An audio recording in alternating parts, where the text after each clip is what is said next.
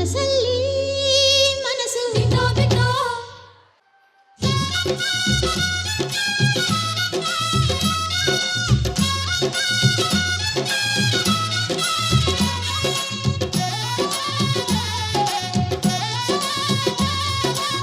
ಸಂಕ್ರಾಂತಿ ಬಂತು ಮನಸ್ಸಲ್ಲಿ ಮನಸ್ಸು ಬಿಟ್ಟೋ ಬಿಟ್ಟೋ.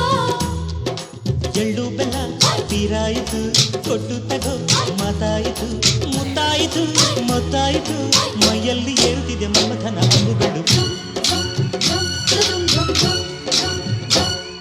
ಆನೇಕಲ್ ತಾಲೂಕಿನ ಅತ್ತಿಬಿಲಿಯ ಎಪಿಎಸ್ ಶಾಲೆಯಲ್ಲಿ ಸಂಕ್ರಾಂತಿ ಸಂಭ್ರಮ ಕಾರ್ಯಕ್ರಮವನ್ನು ವಿಶೇಷವಾಗಿ ಆಯೋಜಿಸಲಾಗಿತ್ತು. ಹಳ್ಳಿ ಕಾರೆತ್ತುಗಳ ಮೆರವಣಿಗೆ, ಎಳ್ಳು ಬೆಲ್ಲ, ಅವರೆಕಾಯಿ ಮತ್ತು ಕಡಲೆಕಾಯಿ ವಿತರಣೆ, ನಾದಸ್ವರ ಸದ್ದಿಗೆ, ಆಡಳಿತ ಮಂಡಳಿ ವಿದ್ಯಾರ್ಥಿಗಳು ಹೆಜ್ಜೆ ಹಾಕುತ್ತಾ ಸಂಕ್ರಾಂತಿ ಸಂಭ್ರಮ ಕಾರ್ಯಕ್ರಮದಲ್ಲಿ ಭಾಗಿಯಾದರು. ಶಾಲಾ ಆವರಣದಲ್ಲಿ ರಾಗಿ ರಾಶಿ ಮಾಡಿ ಕಬ್ಬು, ಎಳ್ಳು ಬೆಲ್ಲ, ಅವರೆಕಾಯಿ, ಕಡಲೆಕಾಯಿ, ಗೆಣಸು ಇಟ್ಟು ಪೂಜೆ ಮಾಡಲಾಯಿತು. ಶಾಲಾ ಆವರಣದಲ್ಲಿಯೇ ಪೋಷಕರು ಮತ್ತು ಸಿಬ್ಬಂದಿ ಪೊಂಗಲ್ ಸಿದ್ಧಪಡಿಸಿ ವಿದ್ಯಾರ್ಥಿಗಳಿಗೆ ವಿತರಿಸಿ ಸಂಭ್ರಮಿಸಿದರು. ಪ್ರಗತಿಪರ ರೈತ ಮೇಡಹಳ್ಳಿ ಮುರುಗೇಶ್ ಅವರನ್ನು ಕಾರ್ಯಕ್ರಮದಲ್ಲಿ ಸನ್ಮಾನಿಸಲಾಯಿತು. ಶಾಲೆಯ ಆವರಣದಲ್ಲಿ ವಿದ್ಯಾರ್ಥಿಗಳು ರಂಗೋಲಿ ಹಾಕಿ ಅಲಂಕರಿಸಿದ್ದರು. ಶಾಲೆಯಿಂದ ಅತ್ತಿಬೆಲೆ ಪ್ರಮುಖ ರಸ್ತೆಗಳಲ್ಲಿ ಮೆರವಣಿಗೆ ನಡೆಸಲಾಯಿತು. ಎಪಿಎಸ್ ಆಡಳಿತ ಮಂಡಳಿಯ ಅಧ್ಯಕ್ಷ ಡಿ ಮುನಿರಾಜು ಮಾತನಾಡಿ, ನಗರೀಕರಣ ಮತ್ತು ಜಾಗತೀಕರಣದ ಪ್ರಭಾವದಿಂದಾಗಿ ಹಬ್ಬಗಳು ತನ್ನ ಮಹತ್ವವನ್ನ ಕಳೆದುಕೊಳ್ಳುತ್ತಿವೆ. ಹಬ್ಬಗಳು ರಜಾ ದಿನಗಳಾಗಿ ಉಳಿಯದೇ ಅದರ ಮಹತ್ವವನ್ನ ಮುಂದಿನ ಪೀಳಿಗೆಗೆ ತಲುಪಿಸಬೇಕು. ಸಂಕ್ರಾಂತಿ ಹಬ್ಬವು ರಾಸುಗಳ ಹಬ್ಬವಾಗಿದೆ. ರೈತನ ಬೆನ್ನೆಲುಬಾಗಿರುವ ರಾಸುಗಳನ್ನು ಪೂಜಿಸಿ ಗೌರವಿಸುವ ನಿಟ್ಟಿನಲ್ಲಿ ವಿದ್ಯಾರ್ಥಿಗಳಿಂದ ರಾಸುಗಳಿಗೆ ಪೂಜೆ ಏರ್ಪಡಿಸಲಾಗಿದೆ. ದೇಶೀಯ ಪರಂಪರೆ, ಗ್ರಾಮೀಣ ಸೊಗಡು, ಹಳ್ಳಿಗಳ ಚಿತ್ರಣವನ್ನ ಯುವ ಸಮುದಾಯಕ್ಕೆ ತಿಳಿಸುವ ಅವಶ್ಯಕತೆ ಇದೆ ಎಂದರು. ಬಮೂಲ್ ನಿರ್ದೇಶಕ ಬಿಜಿ ಅಂಜನಪ್ಪ, ಪುರಸಭೆ ಸದಸ್ಯ ರಮೇಶ್, ನಟ ಮಿಲ್ಟ್ರಿ ಮಂಜು, ವಿದಾತ್ ವಿದ್ಯಾಸಂಸ್ಥೆಯ ಟಿಕೆ ವಿದಾತ್, ಬಿಎಸ್ ಕಾರ್ಮೆಲ್ ಶಾಲೆಯ ಕಾರ್ಯದರ್ಶಿ ಜ್ಯೋತಿಗೌಡ, ಕೆನರಾ ಗುರುಕುಲ ಶಾಲೆಯ ರಾಜು ನಾಯಕ್, ವೀರಸಂದ್ರದ ಸೃಜನಾ, ವಿದ್ಯಾಮಂದಿರದ ಸುರೇಶ್, ಶಿಕ್ಷಣ ಸಂಯೋಜಕಿ ವಾಣಿ, ಎಪಿಎಸ್ ಆಡಳಿತ ಮಂಡಳಿಯ ರಾಜಪ್ಪ, ಧರ್ಮಾವತಿ, ವೇಣುಗೋಪಾಲ್, ದೀಪಾ, ಮೋಹನ್, ದಿಲೀಪ್, ಸ್ಮಿತಾ, ಮಂಜುನಾಥ್, ಮುಖಂಡರಾದ ರಾಜಪ್ಪ, ನಾಗರಾಜು ಉಪಸ್ಥಿತರಿದ್ದರು.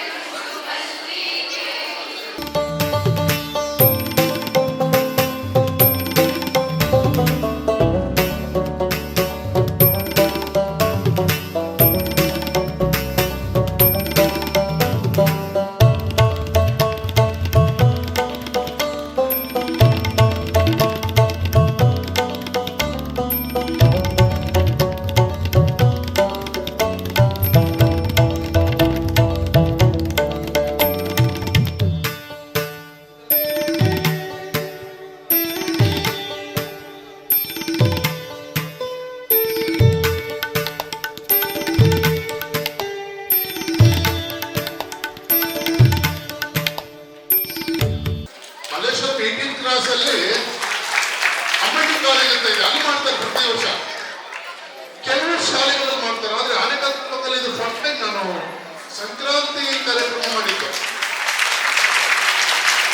ಇನ್ನೊಂದು ಮುಖ್ಯವಾಗಿ ತುಂಬಾ ಆಶ್ಚರ್ಯ ಅಂದ್ರೆ ಮೊನ್ನೆ ತಾನೇ 2 ದಿನ ಕಾರ್ಯಕ್ರಮ, ಎಡೆಬಿಡದೆ ಕಾರ್ಯಕ್ರಮ ಮಾಡಿದ್ದೆ. ತಿರ್ಗಾ ಇವತ್ತು ಕಾರ್ಯಕ್ರಮ ಒತ್ತಡವನ್ನು ಬೇಗ ಮನೋರಂಜನೆ ಅವರ ದೇವರವರಿಗೆ ಅಪಾರ ಶಕ್ತಿ ಕೊಟ್ಟು, ಈಗ ಮುಂದೆನೂ ಕೂಡ ಇನ್ನೂ ಶಕ್ತಿ ಕೊಟ್ಟು ಈ ಅತ್ತಿಬೆಲೆ ಟೌನ್ ನಲ್ಲಿ ಇನ್ನೂ ಒಳ್ಳೆ ಹೆಸರು ಮಾಡಲಿ. ಅವ್ರು ನಿಜವಾಗ್ಲೂ ಅವ್ರಿಗೆ ಎಷ್ಟು ನೋಡಿ ಆಸಕ್ತಿ ಇದೆ. ಮೊನ್ನೆ ತಾನೇ ಮುಗಿದಿದೆ ಕಾರ್ಯಕ್ರಮ ಮಾಡಿದ್ದು, ತಿರ್ಗಾ ಇವತ್ತೊಂದು ಕಾರ್ಯಕ್ರಮ, ಎಡೆಬಿಡದೆ ಕಾರ್ಯಕ್ರಮ. ನಿಜವಾಗ್ಲೂ ಅವರ ಒಂದು ಎನರ್ಜಿ ನಿಜವಾಗ್ಲೂ ಹ್ಯಾಟ್ಸ್. ನೀವು ತುಂಬಾ ಅದೃಷ್ಟವಂತ ವಿದ್ಯಾರ್ಥಿ.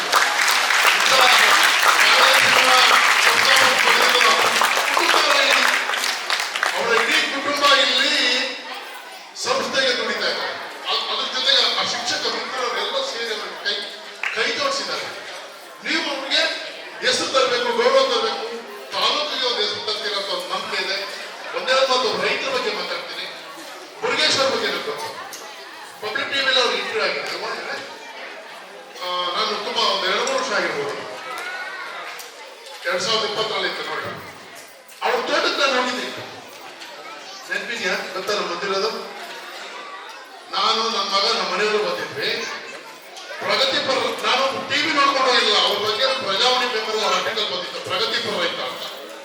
ಇರೋ ಕಡಿಮೆ ಜಾಗದಲ್ಲಿ ಅವ್ರು ಬೆಳೆಯೋದು ತುಂಬಾ ವಿಶೇಷವಾದ ಬೆಳೆ, ಅದು ಎಷ್ಟೇ ಗೊತ್ತಿಲ್ಲ.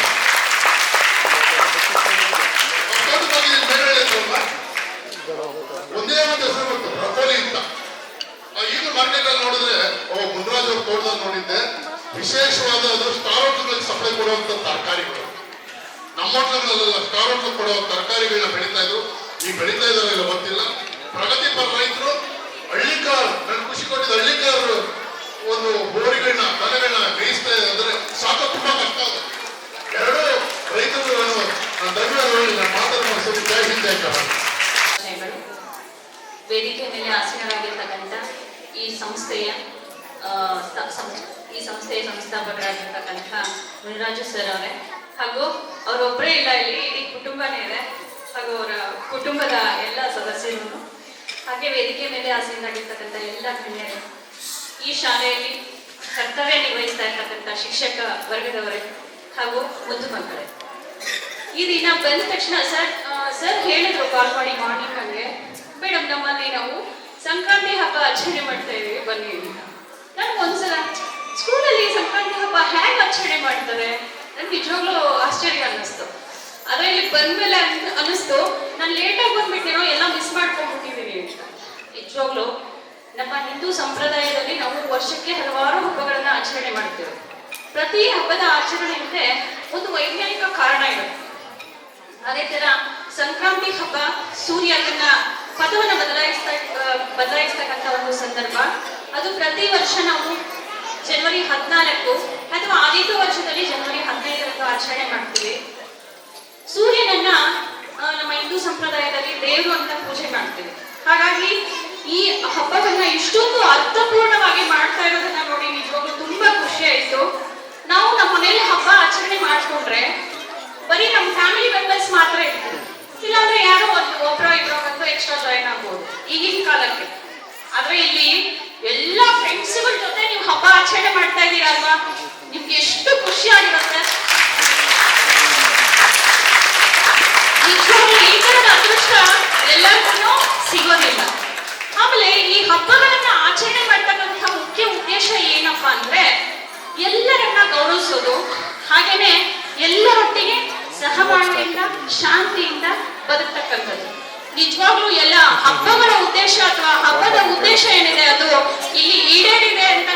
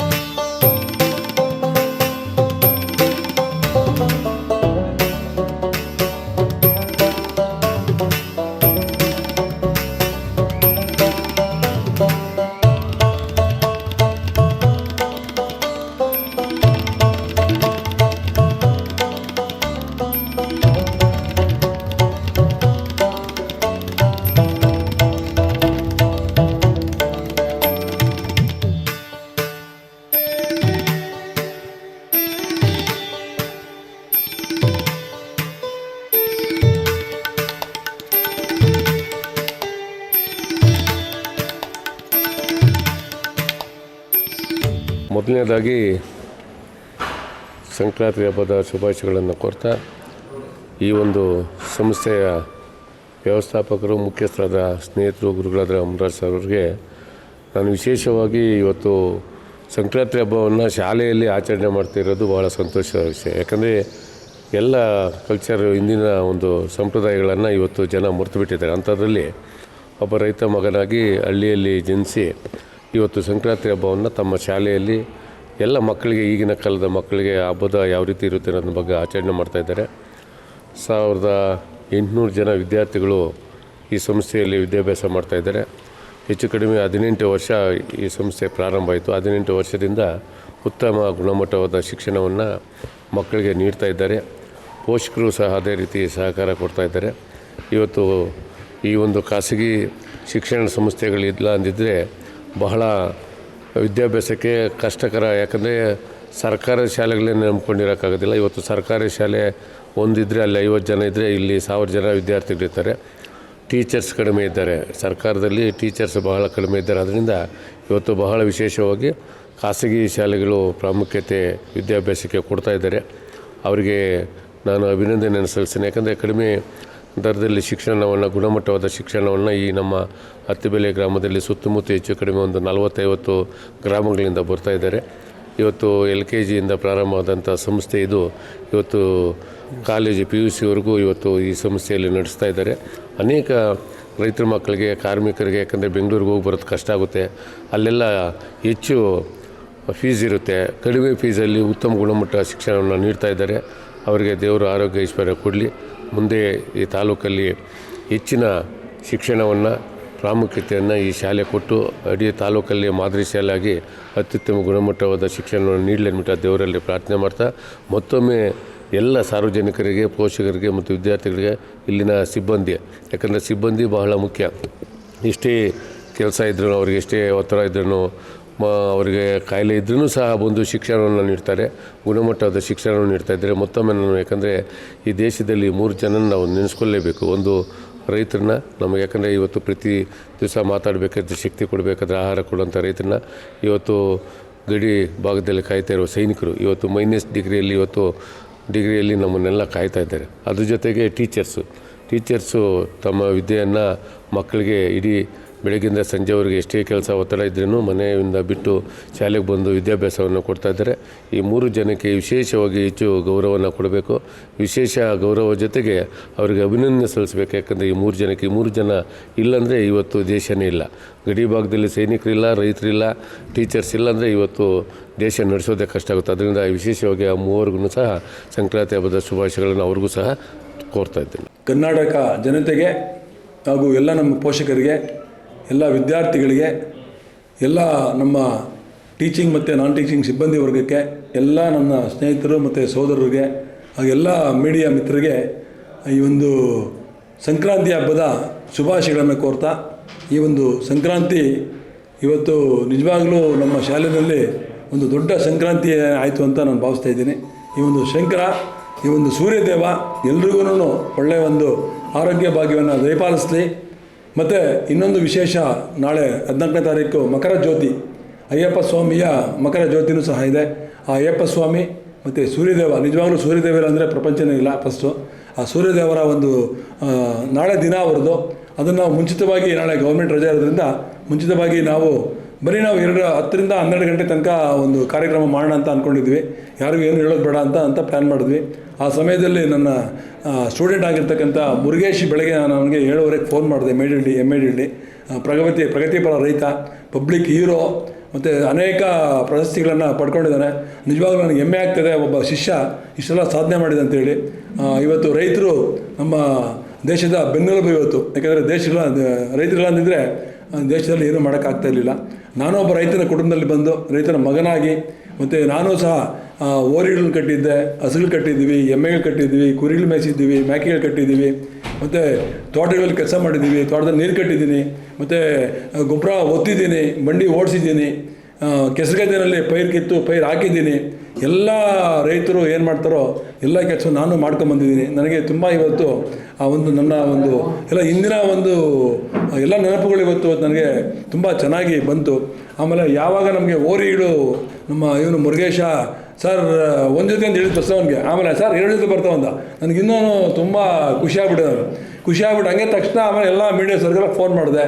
ಆಮೇಲೆ ಇವರಿಗೆ ನಮ್ಮ ವಾದ್ಯ ಅವರು ನಿಜವಾಗ್ಲೂ ಒಳ್ಳೆ ವಾದ್ಯರಿಂದ ನಮ್ಮ ಪೇರೆಂಟ್ಸ್ ಅವರು ಇಬ್ಬರು ಅವ್ರಿಗೆ ಹಂಗೆ ಫೋನ್ ಆಗಿದೆ, ಸರ್ ನಿಜವಾಗ್ಲೂ ಈ ಕಾರ್ಯಕ್ರಮ ಬರೀ 8 ಗಂಟೆಯಿಂದ 9 ಗಂಟೆಲಿ ಆಗಿರೋ ಕಾರ್ಯಕ್ರಮ ಇದು. ನಿಜವಾಗ್ಲೂ ಇಷ್ಟೊಂದು ಅದ್ದೂರಿಯಾಗಿ ಬರ್ತಂತ ನಾನಂತೂ ಅಂದ್ಕೊಂಡಿಲ್ಲ. ತುಂಬ ಅದ್ದೂರಿಯಾಗಿ ಬಂತು. ಇದಕ್ಕೆ ಇವತ್ತು ಮುಖ್ಯ ಅತಿಥಿಗಳಾಗಿ ಆಂಜನೇಯ ಅವರು ಬಂದಿದ್ದರು.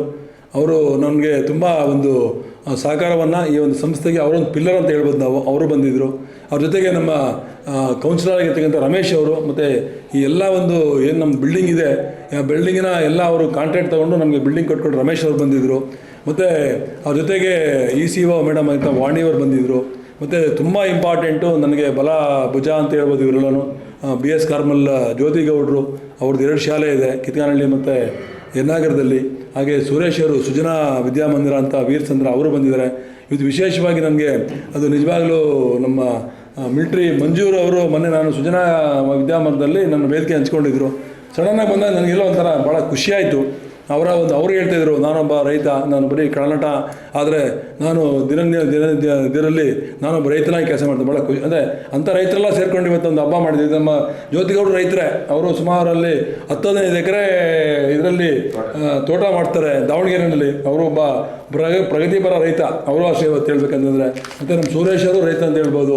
ಮತ್ತು ನಮ್ಮ ರಾಜೂರವರು ರೈತರೇ ಇಲ್ಲಿ. ಯಾಕೆಂದರೆ ಇವತ್ತು ಏನು ನಾವು ಸೇರಿದ್ದೀವಿ ಎಲ್ಲ ರೈತ ಕುಟುಂಬದಿಂದ ಬಂದಿರತಕ್ಕಂಥವರು. ನಿಜವಾಗಲೂ ಇವತ್ತಿನ ಒಂದು ಹಬ್ಬಕ್ಕೆ ಒಳ್ಳೆಯ ಒಂದು ನಿಜವಾಗ ಬೆಲೆ ಬಂತು ಇವತ್ತು.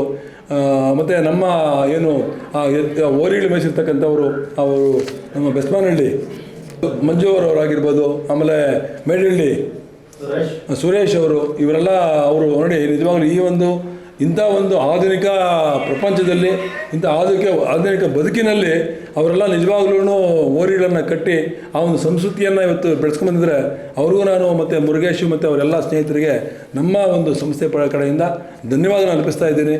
ನಿಜವಾಗ್ಲೂ ಇವತ್ತಂತೂ ನನಗೆ ಮರೆಯಲಾಗದ ದಿನ ಇವತ್ತು. ಇಡೀ 18 ವರ್ಷಗಳಲ್ಲಿ ನಾವೇನು ಕಾರ್ಯಕ್ರಮ ಮಾಡಿದ್ವಿ, ಈ ಕಾರ್ಯಕ್ರಮ ನಮ್ಮ ಒಂದು ಯಾವತ್ತೂ ನಮ್ಮ ಒಂದು ಜೀವನದಲ್ಲಿ ಇದ್ದೇ ಇರುತ್ತೆ, ಒಂದು ಹೆಜ್ಜೆ ಗುರುತಾಗಿದೆ ಇವತ್ತು ನಿಜವಾಗ್ಲೂ ಹೇಳೋದಕ್ಕೆ.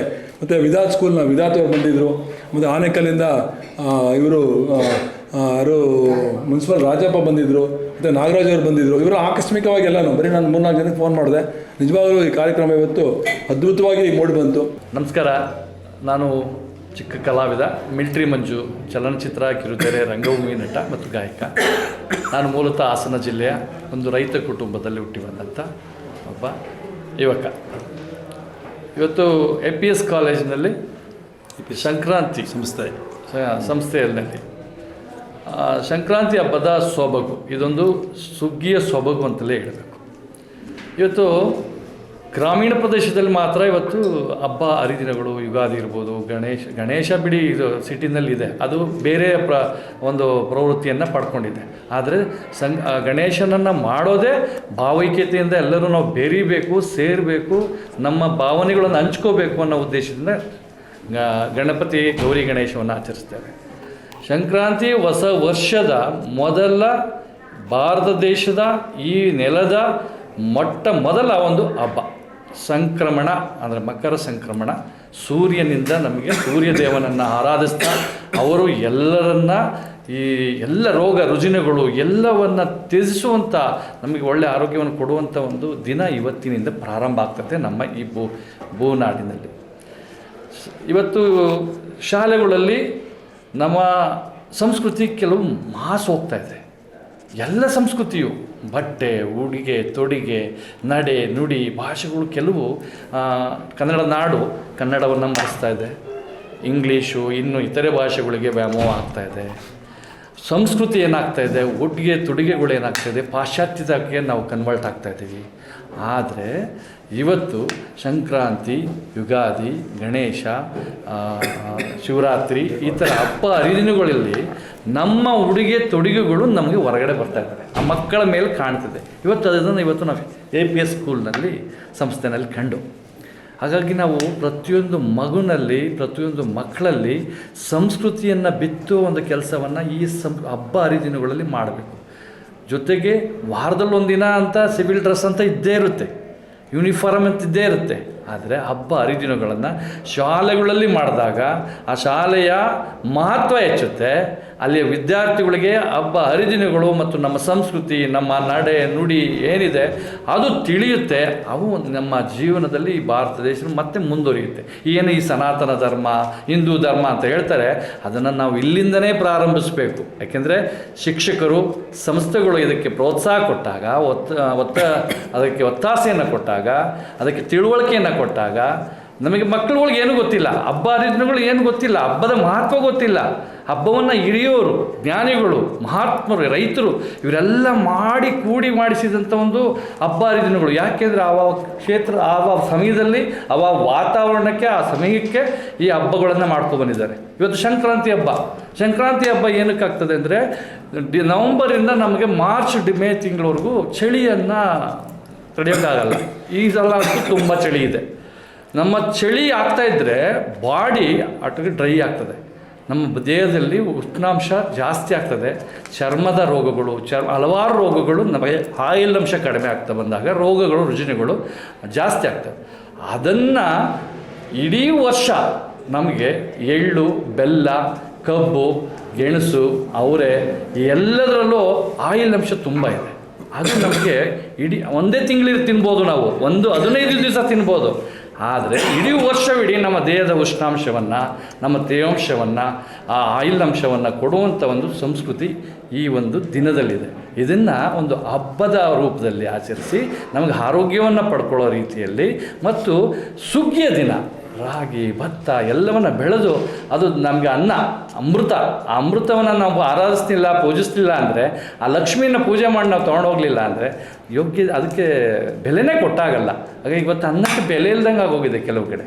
ಅದಕ್ಕೆ ರೈಟ್ ಕಟ್ಬಿಟ್ಟಿದ್ದಾರೆ. ಏನೇ ರೈಟ್ ಕಟ್ಟಿದ್ರು ರೈತನು ಬೆಳೆಯುವ ಒಂದೊಂದು ವಸ್ತುವಿನ ಒಂದೊಂದು ಕಣವು ಸಹ ಯೋಗ್ಯವಾದದ್ದು, ಅದಕ್ಕೆ ಬೆಲೆ ಕಟ್ಟಲಾಗದ್ದು. ನಿಜವಾದ ಚಿನ್ನ ಅಂದರೆ ಅನ್ನ. ಆ ಅನ್ನಕ್ಕೆ ನಾವು ಗೌರವ ಕೊಡಬೇಕು ಅನ್ನೋ ದಿನ ಈ ಸುಗ್ಗಿಯ ದಿನ, ಸಂಕ್ರಾಂತಿ ದಿನ. ಎಲ್ಲರಿಗೂ ನಮಸ್ಕಾರ. ಸಂಕ್ರಾಂತಿ ಹಬ್ಬದ ಶುಭಾಶಯಗಳು. ನಿಜವಾಗಲೂ ಇವತ್ತು ನಮ್ಮ APS ಶಾಲೆಯಲ್ಲಿ ಸಂಕ್ರಾಂತಿ ಹಬ್ಬಕ್ಕೆ ಒಂದು ಮೆರುಗು ಬಂತು ಅಂತ ಹೇಳ್ಬೋದು. ನಮಗೆ ಈ ಒಂದು ಅವಕಾಶ ಸಿಕ್ಕಿದ್ದು ಸಂಕ್ರಾಂತಿ ಹಬ್ಬನ ಆಚರಣೆ ಮಾಡಲಿಕ್ಕೆ ನನಗೆ ಒಬ್ಬ ರೈತರ ಮಗಾಗಿ ತುಂಬ ಖುಷಿಯಾಯಿತು. ನಮ್ಮ ಮುರಾಜನರು ಹೇಳಿದಾಗ ನಮಗೆಲ್ಲ ಹಳೆ ನೆನಪುಗಳು ಬಂದವು. ಅದು ಓರಿ ನೋಡಿದರೆ ಭಾಳ ಸಾಗಿತ್ತು, ಓರಿ ನೋಡಿ ತುಂಬ ಖುಷಿಯಾಯಿತು. ಅದು ಎಲ್ಲರ ಜೊತೆಯಲ್ಲಿ, ಮಕ್ಕಳ ಜೊತೆಯಲ್ಲಿ ಒಂದು ಶಾಲೆಯಲ್ಲಿ ನಮಗೆ ಈ ಒಂದು ಸಡಗರ ಸಂಭ್ರಮದಿಂದ ಈ ಒಂದು ಸುಗ್ಗಿ ಹಬ್ಬವನ್ನು ಇವತ್ತು ರೈತರ ಮುಖದಲ್ಲಿ ಮಂದಹಾಸ ಬೀರುವಂಥ ದಿನ ಇವತ್ತು ಸಂಕ್ರಾಂತಿ ದಿನ. ಖಂಡಿತವಾಗಿ ನಮಗೆ ಇದರಲ್ಲಿ ಭಾಗವಹಿಸಲಿಕ್ಕೆ ಅವಕಾಶ ಮಾಡಿಕೊಡೋದಕ್ಕೆ ಮುನ್ರಾಜಣ್ಣ ಅವರಿಗೆ ನಾನು ಸ್ಪೆಷಲ್ ಥ್ಯಾಂಕ್ಸನ್ನು ಹೇಳ್ತೀನಿ. ಮತ್ತು ಇನ್ನೊಂದು ವಿಶೇಷ ಏನಪ್ಪ ಅಂತಂದರೆ, ರೈತ ಭಾರತದ ಬೆನ್ನೆಲುಬು ಅಂತ ಹೇಳ್ತೀವಿ. ಖಂಡಿತವಾಗಿ ಇವತ್ತು ಆ ಬೆನ್ನೆಲುಬು ರೈತ ನೇರ ಆಗಲಿಕ್ಕೆ ಬಿಡ್ತಾ ಇಲ್ಲ, ಬೆನ್ನೆಲುಬಿಗೆ ಏಟ್ ಬೀಳ್ತಾ ಇದೆ. ಖಂಡಿತವಾಗಿ ತಪ್ಪಬೇಕು, ರೈತನ ಮುಖದಲ್ಲಿ ಮಂದಹಾಸ ಬೀಳಬೇಕು. ಈ ಒಂದು ಸಂಕ್ರಾಂತಿಯಿಂದ 2025 ಸಂಕ್ರಾಂತಿಯಿಂದ ನಮ್ಮ ರಾಜ್ಯಕ್ಕೆ, ರಾಷ್ಟ್ರಕ್ಕೆ, ರೈತರಿಗೆ, ಎಲ್ಲ ಶಿಕ್ಷಕರಿಗೆ, ವಿದ್ಯಾರ್ಥಿಗಳಿಗೆ, ತಮ್ಮೆಲ್ಲರಿಗೂ, ಇಡೀ ದೇಶಕ್ಕೆ ಒಂದು ಆರೋಗ್ಯ, ಸುಖ, ಸಂಪತ್ತು, ಸಮೃದ್ಧಿ, ನೆಮ್ಮದಿ ಸಿಗಲಿ ಅಂತೇಳಿ ಹಾರೈಸ್ತೇನೆ. ಮತ್ತೊಮ್ಮೆ ತಮ್ಮೆಲ್ಲರಿಗೂ ಧನ್ಯವಾದಗಳು.